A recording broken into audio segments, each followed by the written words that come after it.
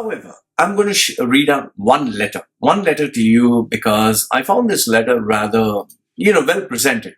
Like I told you, everyone has their views, but it's always good to read something that is logical. Okay. So this gentleman sent me a letter about India. Now I'll give you the exact name.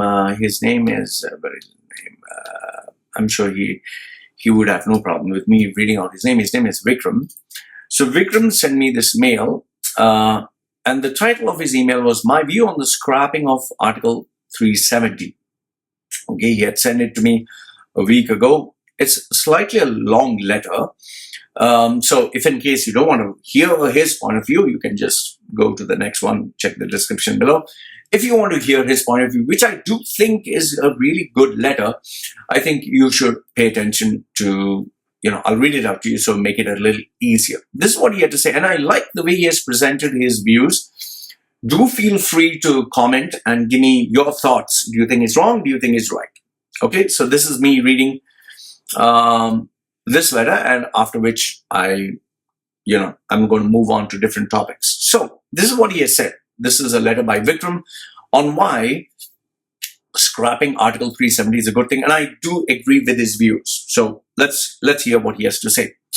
Loy, I was unable to post my comment on YouTube for some reason, so I had to email this to you. I'm a regular follower of your channel and value your information that you share on this channel. If not all, but with most of your videos, I do agree with your ideological beliefs. I think it's that same comment that I saw on this thing, that long, comment. I approved it, so now I'm sure you can see it. So anyway, this is what he says. Before presenting my narrative, a little bit about myself. I'm an Indian Hindu with a rational mentality, open-minded, follow political, economic news all across the world. Well presented. I think you write pretty well. So Vikram says, I'm proud to say that 3 of my best friends of the past 15 years, 2 are Christians, 1 is a Muslim. So out of 3 friends, 2 Muslim, 2 Christian, 1 Muslim. So it's a good mix. At any point of my life, I and my friends, we happen to discuss our religious views. We visualize India as a place for all religions living in peace. I'm a Hindu majority. It's a Hindu majority since independence, but never Hindu only. I totally agree with you, Vikram. You're right until now. Okay? Let's see further.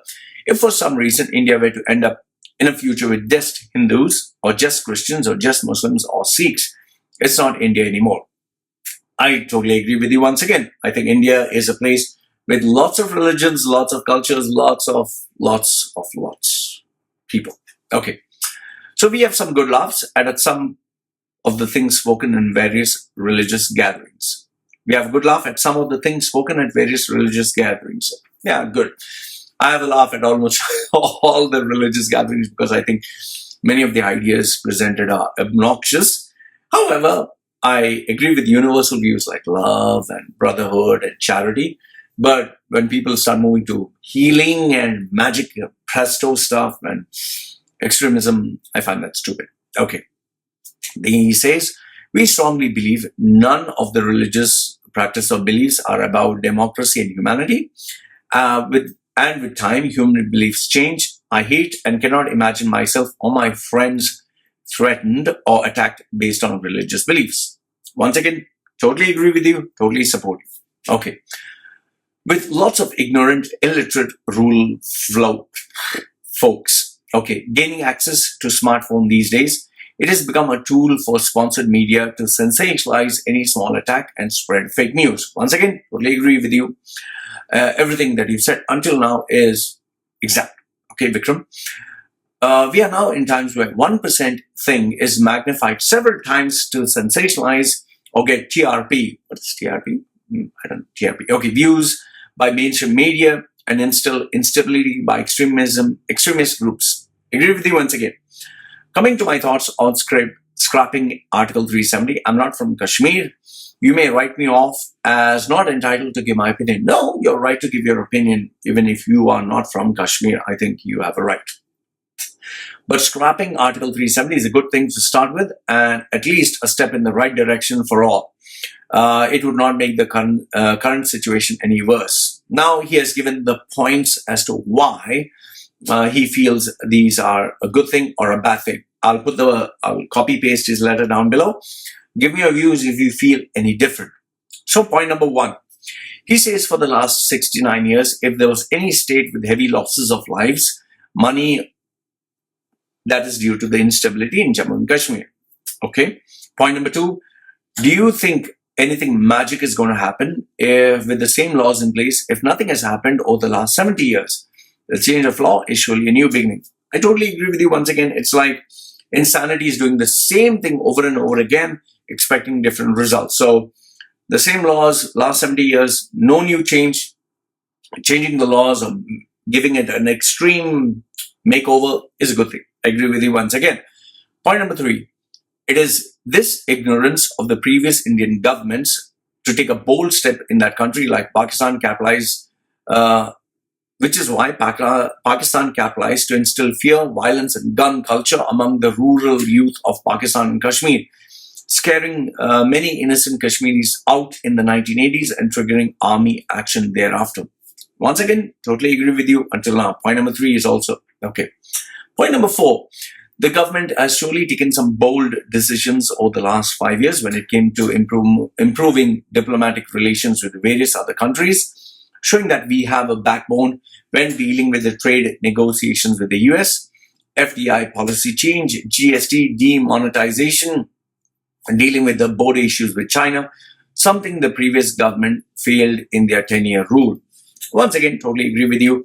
They have taken bold decisions. Is this good? Is this bad? Is to be seen. You can't, decide within 1 year. It takes a couple of years for a new policy to really take its impact. Okay. So until now, I totally agree. All 4 points. Point number 5. Nothing changed with the way India dealt with Pakistan during 2004 to 2015. When there are terrorist attacks in Hyderabad, Mumbai and various other cities during Congress rule. Once again, totally agree with you. Congress didn't look like they did anything major. Okay. It's a master stroke to Pakistan's recent moves trying to involve US into what was purely a bilateral issue. I agree with you once again. Okay. With that being said, if at all there was a high chance of anything that could go wrong, India needs to be careful about after the change of laws associated to just Indian administered part of Jammu and Kashmir territory. It is only any unaccountable, intransparent action of Pakistan in the future. Yes, once again, I agree with you. If there are any problems that would be there, it would come, the majority of problems from Jammu and Kashmir. But that doesn't mean there are no problems in other states. That doesn't mean there are no other problems with BJP. That doesn't mean there are no problems with extreme Hindu extremists that do take problems like, saying cows are holy or beef is holy. Yes, cows are holy for Hindus, but eating beef, well, I eat beef. There are so many people who eat beef. And there are lunatics who say eating beef is bad or eating pork is bad. It's your religious view. Keep it to yourself. Okay. The controversial border issue with Kashmir is unlike any other the country has faced. It's due to the desperate country like Pakistan that doesn't understand democracy in the way that is different from India. All these points are verifiable. Now he has given the points where he says Pakistan is a bad thing and India is a good thing. So, like I said, give me your points of view. Okay. Number 1. Pakistan is a country with many leaders, prime ministers like Benazir Bhutto, Musharraf and Nawaz Sharif, all exiled in the UK or they run to the UK. Why is it most Pakistani leaders settle down in the UK post their tenure with no progress? So question to Pakistanis, why is it this way? Why they don't stay in Pakistan? Why is it all the leaders of Pakistan run away to the UK? Point number 2. A photograph of an injured Palestinian girl was depicted as a Kashmiri girl injured by Indian army, causing an embarrassment to the Pakistani leaders to them on the world stage to themselves. Here's a link. It seems Maliha Loti, who is a Pakistani permanent representative of the United Nations, made a serious gaffe on Saturday when she tried to pass a photograph of a Gaza girl as that of a Kashmiri to highlight the Indian atrocities in occupied Kashmir. This was on September 24th, 2017. So Pakistanis, my Pakistani friends, what do you have to say about this? Okay, this is an actual event where Pakistanis made a serious gap. I mean, I need to find more fucking research. Okay, and Pakistani media continues to report such reports from time to time. And this is another article, August 6th, 2016, which says, fact check, Pakistani journalist shares misleading pics to claim atrocities in Kashmir. Okay, so my Pakistani friends, what do you have to say to this? Number 3 is rampant gun culture and gun markets providing access to guns in Pakistan, which is very rampant. Yes, it's not like India doesn't have its imperfections. You have a lot of rape cases that are happening in India, a lot of atrocities towards women happening in India.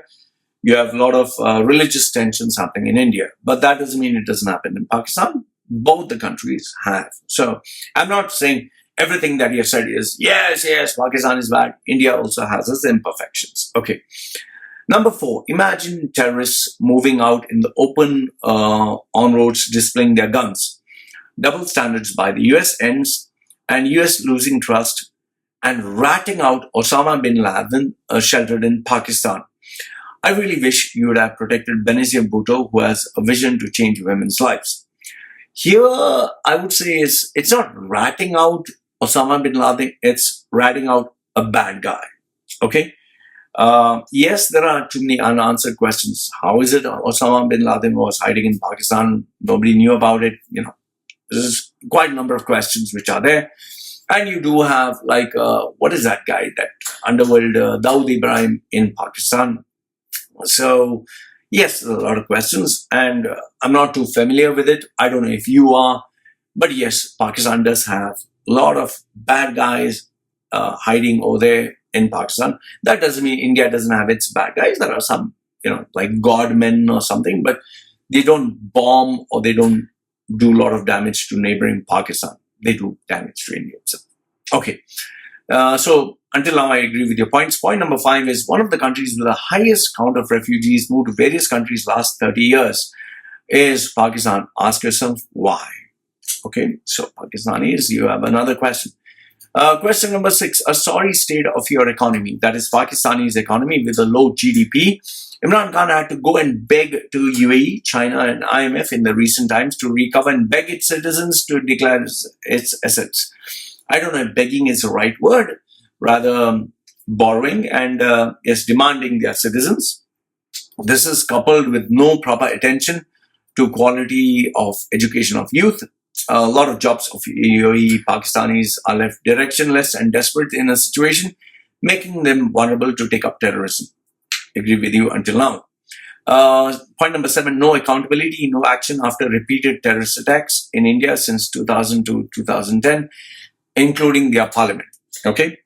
Point number 8, a popular cricketer, Shahid Afridi, one of the most popular, who has appeared on lots of TV commercials in Pakistan, admitted a few months ago he cannot go against his country's beliefs, rather religious beliefs, to have his daughter take up outdoor sports. They'll only be allowed to take indoor sports. And he has shared abc.net.au, that is an Australian website, where it says Shahid Afridi's daughter is forbidden from playing cricket. Feminists can say what they want. 12th May 2019. My views on this, he's the father. He's the parent. He can choose what direction he wants his child to go. I don't think it's anyone's business to interfere. If he wants his daughter to follow a hardline Muslim kind of way of life, where the daughter shouldn't be displayed in public, where the daughter shouldn't do sports in public, and shouldn't take up sports in public, that's his business. I don't think anyone has a say in that. He's taking care of the child. He's looking after the child. Mind your fucking business. That's what I would say. Like, I'm taking care of my child. You can have a lot of YouTubers who say, no, this is not right. This is wrong. Fuck you. Mind your fucking business. I'm taking care of my child. So over here, I disagree with what Vikram has to say. Shahid Afridi can ask his daughter or demand his daughter to live a certain lifestyle until the daughter is old enough to do her own thing. After she reaches a particular stage where she can live her own life as an adult. She can become a lesbian, she can become non-Muslim, she can become Hindu, Christian, whatever she wants. But as long as she's staying in his house, she follows his rules. Okay? So I have nothing against here, and I think you're wrong to interfere in personal matters. So this article, which focuses on Shahid Afridi and his autobiography, Game Changer, which says that he would not allow his 4 daughters to partake in outdoor sports for social or religious reasons. I see nothing wrong with this. Okay, so out of all your points, point number 8, I disagree. Okay, point number 9, he says a joke. UK court dismisses Pakistan Cricket Board and sues Indian cricket based on a memorandum of understanding, losses originating from India not visiting Pakistan. Case dismissed. And he has given me an article, Dawn.com, how can a country spread false propaganda? This article, which is on 2018, it seems that the Indian Cricket Council, ICC, dismissed Pakistan Cricket Board's PCB $70 million compensation claim against the BCCI, that is the Board of Cricket Control in India, state that it didn't honor its settlement. So I feel this has nothing got to do with the political issue of Jammu and Kashmir. So in the 9 points that you gave me, point number 8 and point number 9 has nothing got to do with Jammu and Kashmir. Okay, apart from that, rest everything I totally agree. So in the end, he says, it's for these issues, I believe the Kashmir issue with a neighbor like Pakistan is very unique, unlike other countries. I really wish Pakistan, with this plate full of worries, should take care more of itself than anything else and focus on Pakistan-administered Kashmir, not resort to fake news. Regards, Vikram. So this was a letter by Vikram. Like I said, I looked at it from a very neutral point of view. I did give my opinions. Out of the 9 points that he stated, I agree with 7 of his points. The other 2, that is, one is the cricket, Shahid Afridi. I think it's a personal matter, nothing got to do with Jammu and Kashmir. A father has his right to take care of his daughter any way he likes. And with cricket, I think cricket has nothing got to do with Jammu and Kashmir's issue. So this was one of the best letters that I received. I think Vikram has a very logical point of view, a very balanced point of view. Let me know, what do you think? Do you agree? Do you not agree? I really would like to know your thoughts. So having said that, let's move on to the next article.